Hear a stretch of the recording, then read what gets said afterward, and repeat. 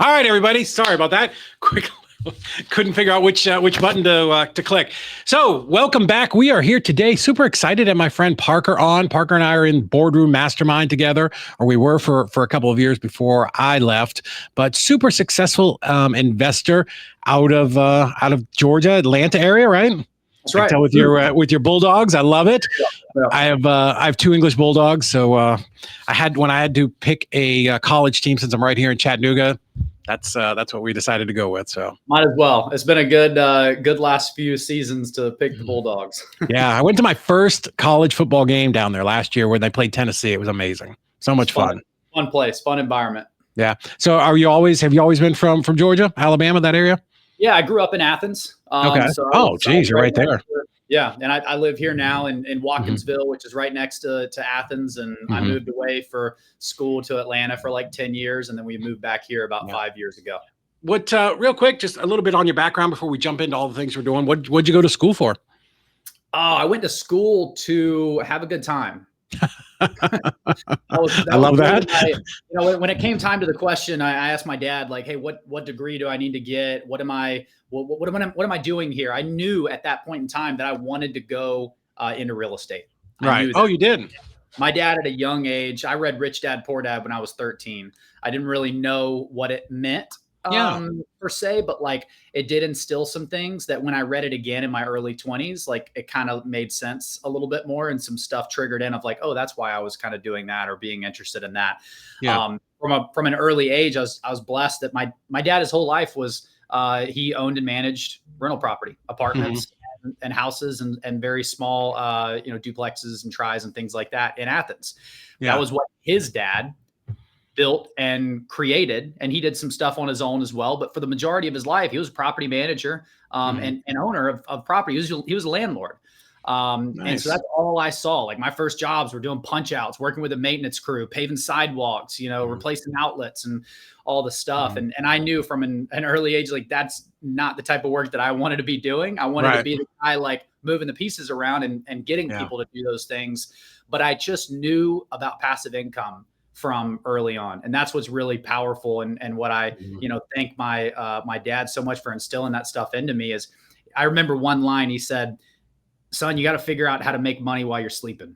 Yes. He said that so long ago. And I didn't really know. I'm like, okay, how do you do that? But that was before that equation of like trading time for money or figuring out how to get it, where you're not doing that. It was foreign to me at the time, but that was kind of my start. Interesting. So you're a legacy real estate guy. Like most of us come from retail or Wall Street or, some other thing and, work our way backwards into real estate. So did you ever have a regular job after you got out of college, or was it right to real estate? Well, in real estate, yeah, my quote unquote regular. I mean, I worked at Advanced Auto Parts. I waited a bunch of tables through the years, all that stuff. But my first quote unquote real job out of college was a commercial real estate brokerage. You say like, what do? I want to do real estate, but I'm not sure what. You go get your license, right? So most people do. Well, I didn't want, I'm kind of the guy that doesn't want to follow the beaten path. I'm a little, my parents, I was in trouble a lot. Would just say that.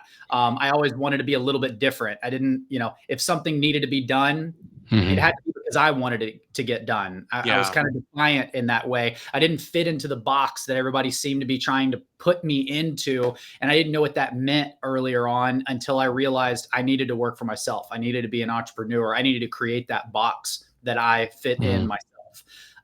And so your question again was, I don't want to ramble. I forget what. Okay. Yeah. It was. Yeah. What did you do really before anything before real estate? Got it. You got me back. So I got my license, but I didn't want to be a residential realtor. I wanted something different. So I went commercial. So I got my real estate license. I got a job at an industrial real estate brokerage in Atlanta, and crazy short story, I did that for about 8 months until I got fired from that job.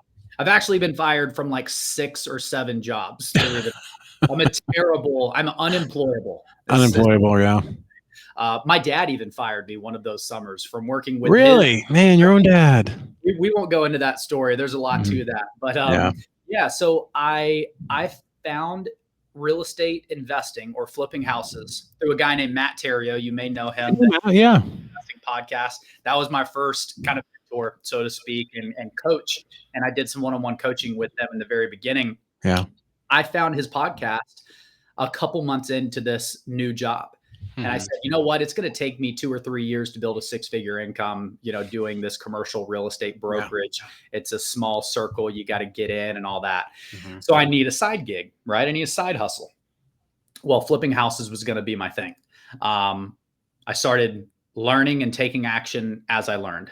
I didn't, Matt told me in the podcast, don't learn it all and then go back to the beginning and start. Learn step A, do step A. Learn step B, do step B, and so step B, and so on. And so I did that. At my job, I was writing sometimes yellow letters. I probably shouldn't have been. May have influenced why. I don't know if they had me caught there, but anyway, I got fired about 8 months in, and 6 months earlier is when I had stumbled into real estate investing. And I always told myself, if I got fired, I don't know why I'd said that. Be careful what you wish for. Right. Or if I quit, or if just something happened, I knew after about 3 months of going into this, that this was going to be my thing. This really lit me up and got me excited. And one morning, my boss took me into breakfast. And just when I thought he was going to be putting me on this new deal that they came up with and like giving me my next thing, he was like, we're going to have to let you go. And it was like a side sweep, legs out from under me. Did not see it coming. They actually told me that they thought that I was too entrepreneurial that I was not going to be a good return on their investment. I was going to draw all that stuff. Told them they were making this big mistake. But they had already made up their mind. So I went home, had a 2 or 3 day pity party for myself, drinking beers all day and, feeling sorry for myself of why I've gotten fired from all of these jobs. Like, what am I going to do? What am I meant for? And I just didn't see the silver lining that I had already laid out what I was going to do. And all of these things were happening for me to execute what I was meant to do. And that was 2014. January 2015, I started full time with this, and that was the last 10 years. So, I mean, maybe you did manifest it, maybe you did say all that stuff, and that's maybe that's why it came to fruition. So interesting. You're the legacy real estate guy. I think it's fascinating that you started in commercial, because that seems to be the hurdle that most people that do residential real estate or wholesaling, they struggle with, even me to an extent, and I've got some commercial buildings.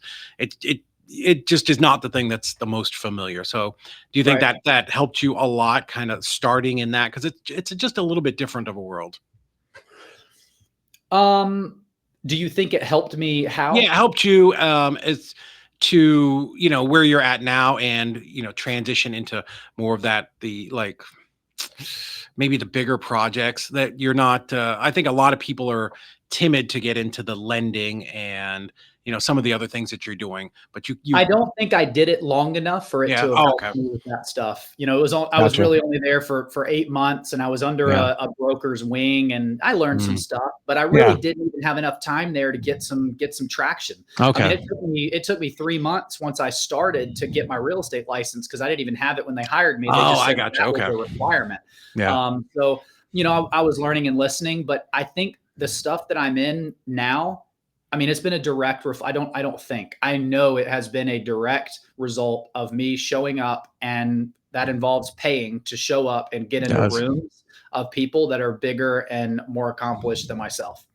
I think a lot of people discount how important that is. And, we've all heard people say the thing about paying for your friends. I'm telling you, even when I went to boardroom the very first time, I thought I was a big deal. Like here in Chattanooga, we were a big deal. And my first boardroom event was down in Fort Lauderdale. I think that was Fort Lauderdale. And I'm in there, and there are these 2 kids that look like they were 12. And they're wholesaling like $600,000 a month. And I'm like, what the fuck have I been doing with my life? This is crazy. I thought that what we were doing was a couple $100,000 a month. I thought we were top of the heap. And then I realized that, gosh, we were barely scratching the surface. So I think if you have the right mindset. Just a short plug for boardroom. I know you've been out for a few years. I would say starting about 3 years ago, the level of that room has increased dramatically, where I'll just laugh sometimes to myself, well, Yeah. sometimes out loud when I'm hearing people present. I'm just Mhm. like, you wait, what was that number? You're Yeah. doing what? Yeah. And not just wholesaling, people that are own hundreds of units or, Mhm. tens of thousands of apartment Yeah. units, build to rent Mhm. models, things like that. It's really cool. But you No, got to get it's fascinating. Fascinating. I absolutely love it. So you come out of that, you get started with Matt, like you're right out of the gate was wholesaling. Is that where you started? No, I wanted to be a rehabber. Okay. Wholesaling wasn't a sexy thing back then. 2015 or so. At Yeah. least in my perception of it, it was like I wanted to be the HGTV guy. I wanted to be the guy buying from the wholesaler. Yeah. I wanted the before and after pictures for whatever crazy reason. I Mhm. wanted those. Yeah. Um, and then I realized kind of the concept of the quick nickel of the slow dime, and I got beat Mhm. up a couple times, and I realized how much I hated contractors. The last rehab I did was, well, we're always rehabbing rentals, but the last real legit rehab where I bought it, fixed it up. It was maybe 2 years ago, 2.5 years ago, and it had been a while since I had done one. I'm like, I really want to get back into feeling like I'm creating something. And I got about halfway, 2/3 of the way into it, and I'm like, oh, this is terrible. This is not the best way for me to be spending my time. Yeah, and we'll still do flips, and we have a rental portfolio. We Hmm. buy some and resell them on owner financing. We do some work to them Hmm. there. I mean, I'm about to start a deal in Charleston where we've probably got a $240,000 renovation budget on that one. I mean, Yeah. we're still doing them, but I'm gonna make sure I'm getting paid for doing so. Right. And we are being very analytical with our Hmm. decision on the whole reason to start a wholesale business was Hmm. to control the deal. That's it. Same for us. That was all it was. I was looking for my own deals, and it was 2009, 2010, and that was it. We started putting out we buy houses signs, thinking we would buy the couple leads that came in, and we were just flooded with leads. And then, this is a deal for somebody, just not us. What do we do with it? Yeah, yeah. I mean, so many of the deals that we wholesale, I wouldn't touch with a 10-foot pole. Yeah. But that doesn't mean they're bad deals. It's just not Um, for you or it's for not me. it's not for me. Yeah. Right. But people buy for lots of different reasons, lots of Sure. different exit strategies. Yeah. Some people like to buy hyper local, and when they find Hmm. one in the neighborhood where they have three others, they're willing to overpay. And like Yeah. that's just where wholesaling goes much more into marketing and sales than it Hmm. does anything that has to do with real estate. Yeah, what I tell people, it's in real estate in general. It's like, there's so many different ways to do it. It's like being the doctor, right? You could be the eye doctor, the nose doctor, the toe doctor, the butt doctor, whatever, heart doctor. Same thing with real estate. Not only can you be doing rehabbing or storage units or flipping or wholesaling, even within all of those, like, what you buy and hold, it's a plethora, right? Yeah. For me, I was at an event in Orlando this past weekend, and someone was talking about 2-bedroom, 1-bath houses. I'm like, I love 2-bedroom, 1-bath houses. If I could have a street of 100 on each side, I would buy every single one of them. I just Yeah. like them. I think they're great rentals. The people you get in a 2-bedroom stay for a lot longer than the 4-bedroom people. I love 1 and 2 bedrooms, but back when I was learning in the first RIA, 20 something years ago, they're like, oh, only buy 3-bedroom, 2 baths. I'm like, I don't know, man. There's something for everybody. I totally agree with that. I mean, I think the Yeah. 2 1s, and I've heard this before, the rent to value of the property is Mhm. not comparable to the 3 2s. Yeah. So your rent from the 3 2 to the 2 1 is going to drop, Mhm. maybe this much, Yeah. but the value is, or the purchase price is going to drop even less. Significantly. Yeah. Yeah. I've always liked those. So you start out, you're doing some rehabbing, kind of like, what's that evolution? Cause I know what you're doing now, and it's absolutely crazy. Kind of walk me through that. Like where did you grow first? The first growth was just getting consistency with deal flow. And I think that's what most of my students in our private wealth academy struggle with, or talk about initially Yeah. struggling with before they understand how to properly market and how to, start that scaling process, Mhm. is how much weight you have to put on marketing, and then how much of the human element you have to take out of the marketing process in order for that to become consistent. Yeah. And whenever you make that inconsistent, you ditto the exact same thing to your deal flow. Not right now, but 60 to 90 days Mhm. from now, maybe even 90 to 120 days, depending on what you're just understanding that cash conversion cycle. We're not selling Snickers bars. There's a lot of line, there's a lot of variables. that are involved. So I started gaining consistency there, understanding, kind of that I was a problem solver. I wasn't necessarily a house flipper. I had to go find people with real estate or financial related issues. I had to provide a solution to those issues. And if my solution was not great enough, I wasn't going to get a deep discount on the property and get a deal in the first place. Right. So I think a lot of people are just out there hunting equity versus hunting problems and being solution providers. Yeah, 100%. We talk about that all, especially in the transactions business, right? Our job as investors, wholesalers, is go out and solve those problems. The more of those problems that I can solve, or anybody can solve, the deeper that discount. No, 100%. I think that's a great way to look at it.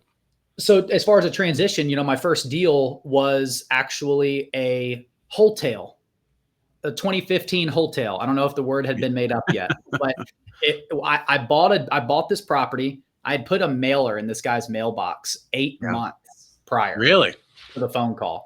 He called me. All I had gotten up until this point was people cussing me out. Your offers are too low. You're trying to rip me off, all this stuff. And he said that he had this house. He didn't live there. I went by, the door was open. I asked him why the door was left open if he didn't live there. He said, so his cats can go in and out. Nice. And the neighborhood kids. Mold from the ceiling to the floor. Foundation issues, all the above. He said the city put a tear down order on it, and it's his childhood home. He was raised there. The dude was like 86. Wow. And he said, I can't see this house torn down, but I don't know what to do. I don't have any money. I can't fix it up, but I can't envision it being torn down. And then they were going to lien him for the amount that it cost to Yeah. People think, oh, just tear it down. Like, no, dude, they're going to slap a $10,000 or $15,000 lien against it too. Yep. And so he said, Parker, if you can figure out how to close this, and they said they're going to do this in 10 days, I'll practically give it to you. And I remember where I was. I remember the sunlight shining through the blinds. I remember what I was wearing. Like, everything was that was the first motive. I was like, this is what the gurus are talking about. Yeah. Motivated. So I'm like, where are they? And, this is kind of the first conversation. I said, sir, I don't know how I'm going to do. I didn't tell him it was my first house. Right. But I said, I don't know how I'm going to accomplish this in this timeline, but I'm going to figure it out. I need to start making some calls. Yeah. I'll be in touch. And short story, I bought the house for $4,700. Wow. 2 bed, 1 bath. There you go. Yeah. And I went to this meeting I flew out to California. First mastermind. It was a Matt Terrio event. Yeah. He had some guys coming that were speaking about marketing. He had the Audantic guys there back in the early days. This was 2016. And this guy named Matt, a different Matt, I can't remember his last name, was up there talking about virtual wholesaling. And I was like, I'm a few rehabs deep at this point, starting to kind of pull my hair out a little bit. And I just was like, this sounds amazing. Feet in the sand, flipping houses, no contractors. You don't have to go to the house. I'm like, sign me up. So I had a lot of after the event conversations with those guys. We went to dinner with Matt and whatever. And I came home with a plan to start a virtual wholesaling business. I basically asked the guy, I forget his name now, but the one of the owners of Audantic, I said, you're the data guy. Where do I need to do this? Where's my market? And he got back to me about 4 days later. He could have just forgot that I asked him and then told me when I followed up with him and just made something up, or he could have done a bunch of research. I have no idea. I was too green to double check that, but he said Knoxville, Tennessee or Charleston, South Carolina would be 2 good places.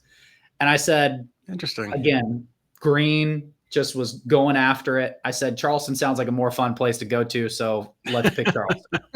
Well, unless you go to UT, my friend's daughter goes there and she says it's a fun place to be. We've struggled a little bit in Knoxville, just because it's so spread out. Obviously there's good pockets and then pockets that aren't nearly as hot. So I think it's a little bit more of a cash flow area other than certain spots versus Charleston, some slightly higher priced homes. There's still a really good suburb, kind of metro area. It's been great to us. I've loved being in Charleston. So we went deep in Charleston for the next 2 years. Started gaining some consistency, doing a deal 2-3 a month. But the reason I did that was because I was scared to give away anything or to hire anything or outsource anything. And I knew that if I had a virtual business 4 hours away, 4.5 from where I lived, I had to. I wasn't going to go there. I only went there like twice a year for the next like 5 years. I still only go there, and like all my teams there, I only go like once or twice a year. But it made me start to delegate. It forced me into those shoes. And I believe that doing that early on has kind of helped my growth and got me to where I am and made me more comfortable with some of the things that maybe other people, it takes longer for them to get comfortable with, or maybe they never get comfortable with it. I think that's something that a lot of investors struggle with. We see that in the transactions company because we're one of the first things that people ever outsource.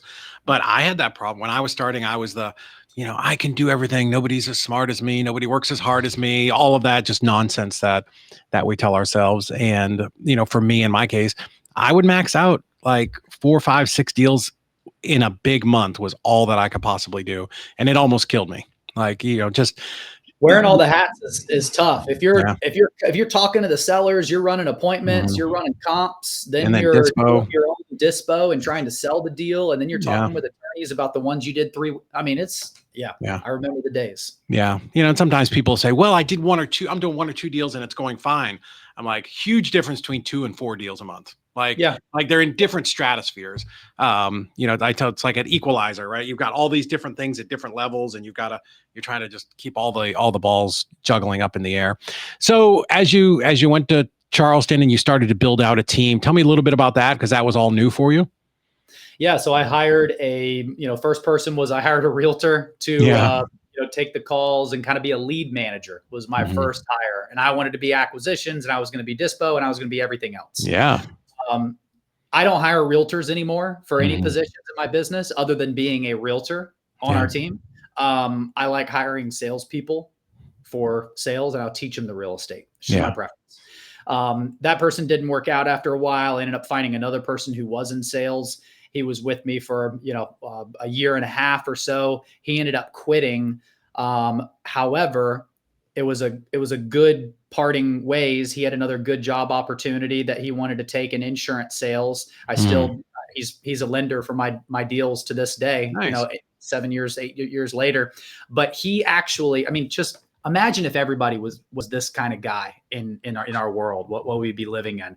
This guy, before he told me that he was going to be leaving, he went out, sourced his replacement, and even trained that person by having them come to his house and had him shadowing him on appointments. Really? That he was going to before I even knew about it. So he's like, "Hey, Parker, I got this. I'm not leaving immediately, but by the way, this is my timeline. I met this guy. Parker, meet so-and-so. He's already been trained up. He knows how to work Podio." Dude, that's the best thing ever when you run a business. Like that's the holy grail, what you found there. Yeah, it was amazing. He's a great guy. So that went into my second guy, and I only had one acquisitions guy for a while, and I did everything else. And then I realized I'm living in Atlanta. I'm doing this 5 hours away. Why am I not doing it here also? In the places that I know, because I had to stop doing my rehabs when it took a lot more effort, more money, and all that stuff. People ask about marketing. I didn't have any money for marketing. I got $39,000 of credit card limit for 12 to 18%, 0% interest cards. And I was maxed out on all those cards right before I started, kind of getting consistent deal flow. Yeah. So this is simple. It is not easy. It's not easy on the mind. It's not easy, period. But it's not rocket science, and a million people have done it before you. So you just need to make sure you're following good people. When I talk about a mentor, I think you should kind of have 2 mentors. You've got somebody that's in the clouds, big picture. They're not doing the stuff you're doing anymore. But then you got to have somebody that's just 2 to 4 years ahead of you. Yeah. Somebody that understands what it's like to be in the weeds. And when you ask questions of that person, you get different answers than if you ask the other guy that's the Kent, right? That's exactly the analogy I was going to make. I actually really like that. It's the first time I've heard that. Cause somebody like Kent, for me, when we did the one-on-one coaching. So when I went to his office, honestly, I've never been as prepared as I was that day. Like I had everything. I had been to Office Depot. I had my reports and the binder. Like I thought I was going to go there and Kent was going to be like, dude, this is the greatest thing I've ever seen. And he fucking effortlessly, like he didn't even break a sweat, tore my businesses apart. Like I was a third grader. And again, like we weren't new. I'd been doing this for 10 years by the time I went there. But probably not the best guy for tactics today on PPL, that type of stuff. You know what I mean? Right. Yeah. So no, I that's actually really great. I like that. So I bolted on, back into Atlanta, and we started doing the same thing. I hired an acquisitions person there. I hired a lead manager there. And I just kind of ran that for the next couple of years in Atlanta and then Charleston. We ended up a couple of years later bolting on Columbia. I then opened up a brick and mortar office in Charlotte. That was a learning lesson that I don't want to do again, but learned a lot. Yeah. That branch manager became my general manager. We came back virtual again. We're a primarily virtual shop. And then up until last summer, that was what we were. We were Charlotte, Columbia, Atlanta, and Charleston. And we tweaked knobs with the marketing based on where the best ROI was. Yeah. I had, I've got a dispo coordinator, a team of 4 to 5 acquisitions agents. I have a director of administration that runs the whole back half of the operation and kind of the glue that keeps a lot of stuff together. I've got my general manager that oversees everything. That was the last hire that I made. That was just really the final piece that gave me back, not necessarily more time freedom. It did, but more so mental bandwidth, because he took over and started to focus on some of those more finite, high level business tactics. Right. That was just me before. And I believe in many instances, he's better at doing that than I am. And that's what we look for when, we're hiring up. Right. So, but he did float around. I'm not going to say that was like, oh, I need this person and here's the great person. And oh my gosh, it's been amazing. Like he floated around between a couple different positions within the organization. Sure. He came in as my recruiter, full-time recruiter. We hired 56 acquisitions agents in 8 months. Wow. For our virtual operation. Goodness. High turnover, very loud and noisy, something I won't be doing again unless it's in an office. Mm-hmm. And then we opened up the branch where he lived, and he was going to run the branch. And we had the W-2 model. We had the 1099 model. Again, loud. I got sold on something from the social media, the money guns, the hitting the gong when the deal call, the ping pong tape. I was like, man, if I had an office, we could do so much more. I wanted that vibe. Mm-hmm. But then I realized, it took me a year to realize, like, I don't want this. I don't need this. And I had a better organization, cleaner before this. Yeah. I'm not saying it's the right way, but it was the right way for us. Yeah, I think it's definitely different. Everybody's person. Like I like in office. We're getting ready to move to an enormous office. But I do like, for what we do, having everybody in office, that culture and community. Yeah. 100%. Could we run it virtual? Yep, sure could. And there's a lot of negatives that we have to adapt for and compensate for by not being together. There's a lot. I have to be extra cautious on culture and making sure that's there and doing little things, and we do get together. We go to this big man. I mean, Tim Bratz. Yeah, I know Tim. The big giant right on the water cabin that he's got, not the water one, the one up in North Carolina. Oh, yeah. That he did at the same time. We're a small owner of that. And so we go up there and do a retreat, and, we do stuff in Charleston and things like that. So you have to be there, and you have to be very present virtually if you're going to keep that culture. Yeah. But we figured out a way to do it. And I've never gone to an office. My only experience going to an office was the job I got fired from, and I got a bad taste in my mouth. I was going to say, not the best feeling from that. Other than that, I've been at home for 11 years. All I've done is I don't have to go to a place where I have to show up and put a smile on and act happy and be the motivator, and somebody's knocking on my door honestly, I don't know how you do it with you obviously have to set boundaries, because I'm literally sitting here and just got a text of somebody that wants 15 minutes of my time as soon as I'm off this podcast. So Yeah, I'd have to have no windows and like lock my door for like I wouldn't get anything done. Yeah. See, part of it though is, we have a very well built out model. I have my partner, she's the COO. She handles literally almost everything. But I like to be here and be in the middle of stuff and see what's going on. And like today, one of our girls are getting married on Saturday. So we just had like 20 people in the conference room and we got her a cake. And so Yeah. it's definitely different, but because I see that in our title company, most of those people are remote because they are in Indiana and Ohio and Texas. And so we see the very same thing where you spend a lot more time on Zoom, just trying to cultivate that culture. So yeah, I think it's every owner and what you really prefer. I come out of retail and corporate world, so I like having people here. That's all. Yeah, I'm with Yeah. you. And the final iteration of that is South Carolina passed the bill making wholesaling illegal, which is pretty much the first state that's done that legitimately, versus just saying you have to have a real estate license or having some version of crappy language that honestly doesn't make any sense, and it just creates more uncertainty than what was there before. So how has that changed your business there in South Carolina? Yeah, massively. Massively. We had, in a business, you never want to change too many things at once. But that was something that when the hammer came down, we had to make a lot of shifts. We had to make one big shift. And that was, I decided to stop wholesaling deals, marketing deals, because that's how they define it, as marketing a deal before you own it. Right.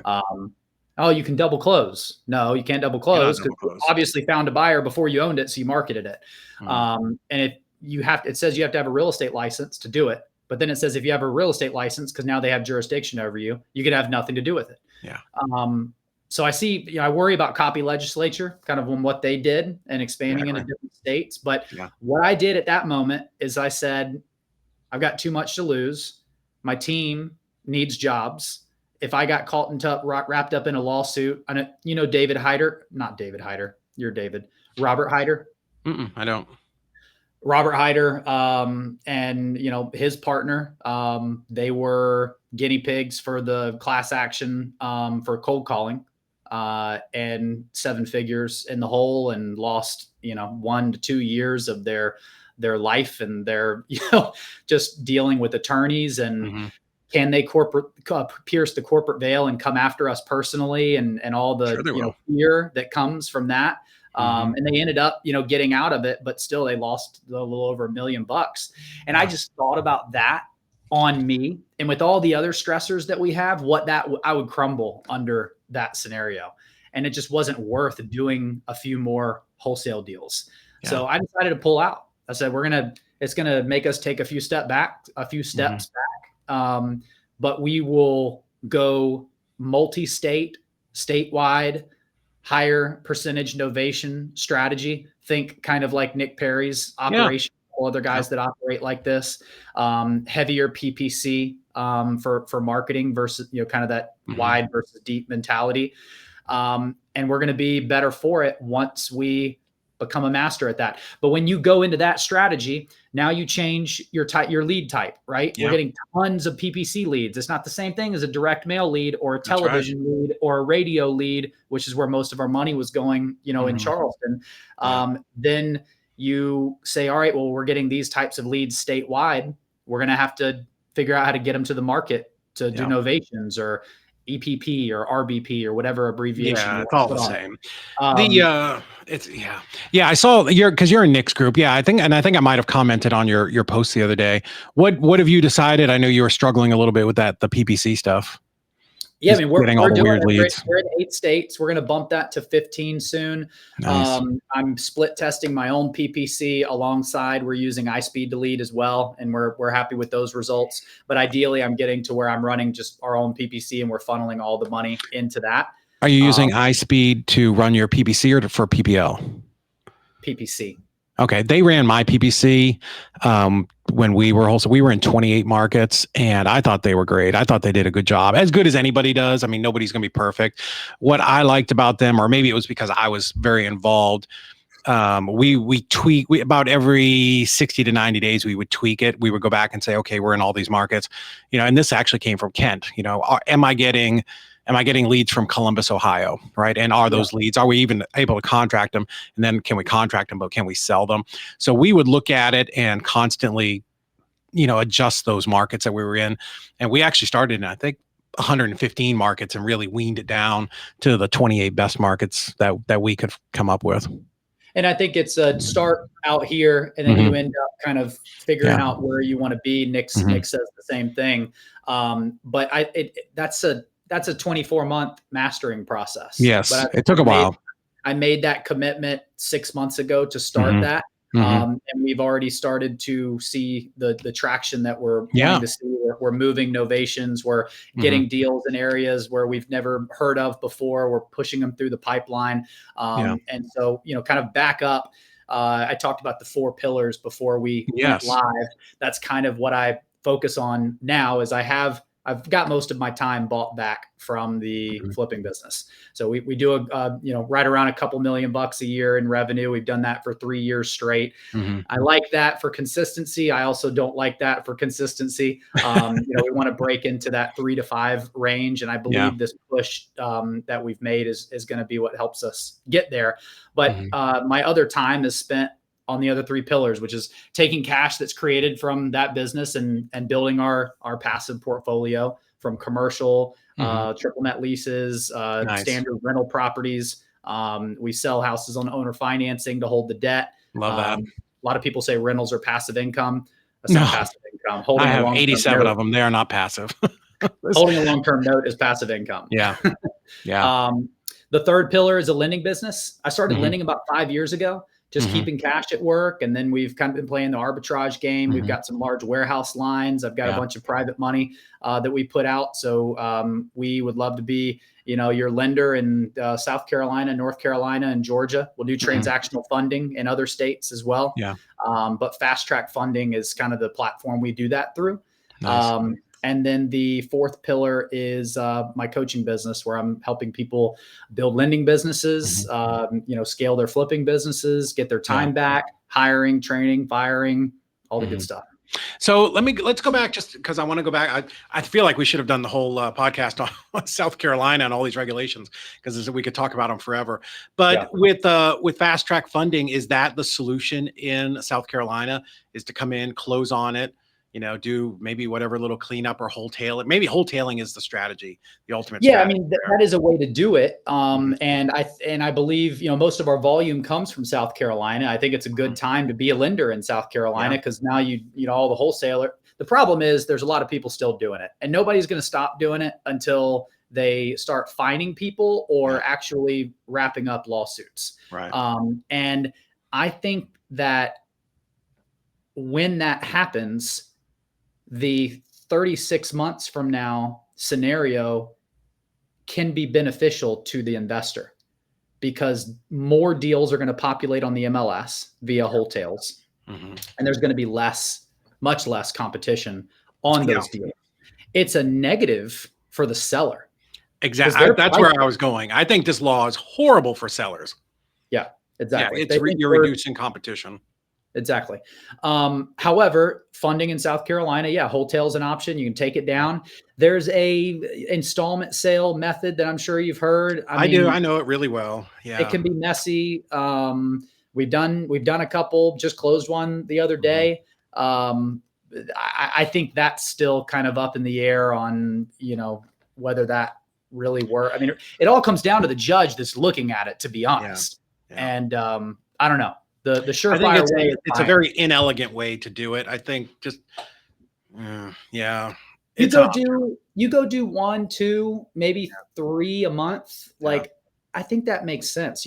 You say, all right, I'm going to turn my, 100 or 200 deals a year into that. I think you'd run it into the ground. I don't see that working. Yeah, I think a couple things on South Carolina, because I've looked at a lot. I've talked to Gary Pickrins. I've spent a lot of time on it. One, I think the law was terrible for consumers, because you took options off the table. 2, I think somebody like you who has funding now can roll into the state and make any deal you want, because you have a distressed wholesaler who does not have 5 offers anymore. They have 1, maybe 2. I'm just not seeing that yet. Okay. I'm still seeing a ton of. First of all, we're not marketing at all right now in South Carolina. We pivoted those dollars to North Carolina, and then our PPC in the different states. I would love to come back, and we're still getting deals, and I'm buying off the MLS. I've got a couple flips going right now in Charleston and Columbia, but I'm still seeing tons of wholesaler offers out there. Yeah, they're just not. They're waiting to get slapped on the wrist, and nobody's doing anything about it. Yeah. Do you feel like the law would hold up in court if somebody had the $2 million to challenge it? Because I feel like it's got some problems. I think that it would take a long time. I don't know if it would cost more or less than 2 million. But based on the conversations I've had about the verbiage in the law, I tend to think that it would hold up. Really? I mean, we're always the bad guy. Sure. 100%. And so again, it just comes down to who's deciding the case. And if you get sued, whether you win or you lose if you get sued. Like, that is your mental capacity that you have to spend all this time thinking about it, not to mention all the money it costs, the time it takes, what that pulls from your current businesses or potentially businesses you're working on creating. It's a lose-lose. Yeah. Do you know Brad Chandler? I know the name. He's the guy who fought in Virginia Homevestors for the We Buy Houses trademark. And it was $1.4, $1.6 million over 3 years. And he won, but my God, I bet he didn't feel like he won afterwards. No, it was exhausting. I think the law could be challenged if you had the right person. I don't have $3 million to throw at it, so it's not going to be me. And I think the state probably knows that. So they're going to win, and they have unlimited funds and basically unlimited attorneys. You said something earlier. I do think that is the most effective law, whether or not I think it's right or not. It's the most effective law that's been out there.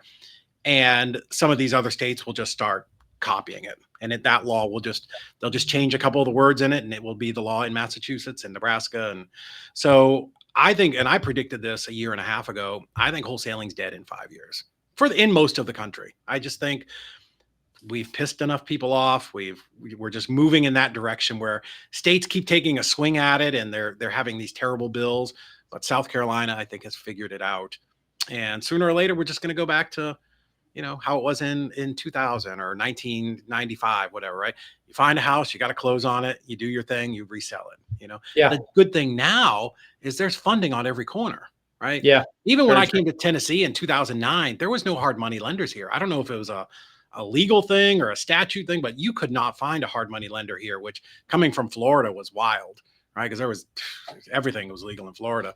Right. So I think we're going to regress a little bit to that. We're going to get rid of a lot of the pretenders out there, and the serious investors, you're just going to have to, that's going to have to be part of your equation. What's the cost of money to close on this thing? Yep. We will see. I don't disagree with you though. Yeah. So I know I've kept you on here super long. I said, I know we'd go 30 minutes, but I've enjoyed it. I think we could have gone for 2 hours. Talk a little bit about coaching with Parker and what you're doing there, because I think that's fascinating. And you are the guy that's in the trenches right now. And you clearly have a ton of experience where you can help people.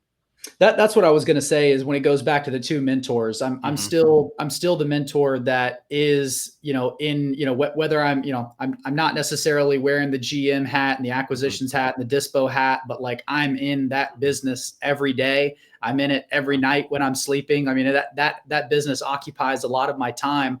And so I can give really actionable advice to my students who are experiencing those real struggles, that are trying to hire that first employee, that are trying to get consistent deal flow, or even just consistent lead flow. But I realize that a lot of people have more leads than they think they have, because they're just not good at converting those leads, because they don't have the right processes, follow up, and potentially sales skills or scripting to be able to process those leads effectively and make the most of the dollars that they're spending. So we threw everything, into a shareable file, and we've, let them copy paste it into their businesses. We've got weekly calls to, help them implement that stuff into their businesses. I extend my one-on-one time, depending on where they go with the coaching, to where they've got direct access to me for goal setting and breaking down those into metrics. So we know the daily, weekly, monthly KPIs that they need to be achieving to hit their desired results. I used to think in the beginning that I may or may not be one of the lucky ones that this would work for. Yeah. Or like, is this actually something that is going to work with me for me, whether I put in the work or not? I thought it was just this magical thing that like it works for some people and others it doesn't. The more I've been in this game and in other games alongside, we've vertically integrated a lot within REI. It's a math equation. Yeah. It's just numbers. It takes all the fear out of it. And Kent really has been great over the years at helping me learn that. And when I temporarily short-term memory loss, forget it, he reminds me in his way of doing so.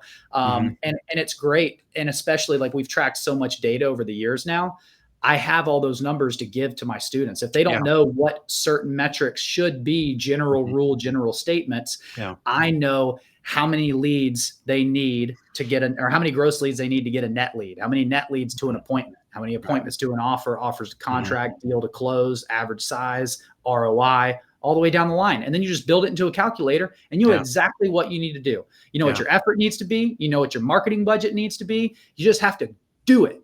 Now that is the part that I can't make and won't make people do.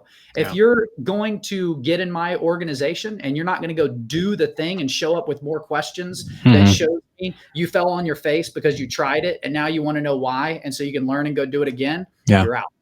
Yeah, 100%. And this has been a heck of a commercial for Boardroom, but no, Kent 100% taught me the importance of the KPIs and tracking that data, because I didn't ever do it ever for 10 years.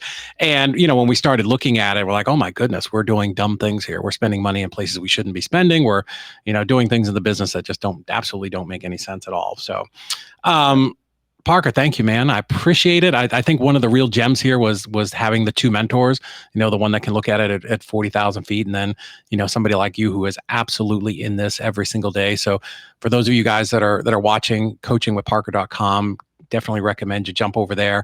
How can they follow you on social media? Where's the best place to see what you're doing every day? Yeah, just Parker Styles, Instagram, TikTok, Facebook. It's all the same. YouTube. Yeah. I've got one giveaway on that coachingwithparker.com site. It's the calculator that my team uses to do all our deals. It's called our repair offer calculator. We've had multiple versions, iterations of the calculator, and so you get the most current version. But it's basically how we formulate our estimated repairs by looking at assessing pictures from a property, and then how those numbers apply using ARV, fair market value, market rent, square footage. And there's like 6 tabs at the bottom that all flow and connect together for your exit strategies. So one of the biggest things I've learned, and really, I learned it longer ago, but I've really applied it the last 24 to 36 months, is not looking at the deal with the same lens every time. You have to not just look at it as a deal as a wholesale or a wholesale or a flip, but what would you be able to get if you wholesaled it? Now, if you took it down, spruced it up and threw it on the market, what's your profit there after expenses? If you took it all the way to the retail buyer, what are you going to make then? But how much time is it going to take you, right? And then if you bought it for a rental, if you bought it cash and sold it on terms, if you bought it on terms and sold it on terms. These are all baked in with calculators that you can get into the weeds on, so you can quickly and easily say, do I want to take the quick nickel or do I want to wait for the slow dime? Nice. Parker, thank you, man. I mean, you're one of the true operators out there, and not just a guy that's really doing the business, but who has an organized operation that's actually running like a legitimate business, where, so many of us in the beginning, we're just kind of running this thing off the hip. So very fascinating the way that you're doing all this stuff and implementing it. So, man, thank you so much for coming on. I really appreciate it. Thanks for having me, David.